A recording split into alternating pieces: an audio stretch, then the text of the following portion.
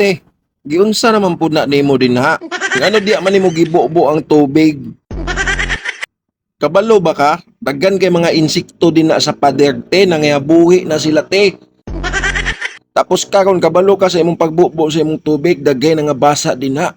Wa ka kabalo na yung uban dia buntis unya na iguyang anak. Pastilan nimo te.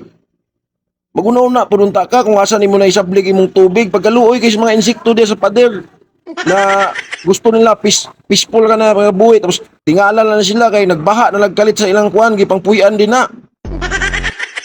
Sa main taon ka.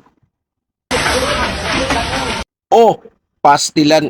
Imbis sakto na to, sobra na gito imong gibuhat, gidamay pa jud to nimong diya. Buha nga ipapriso jud ka ng mga insekto, ipapriso jud kanila.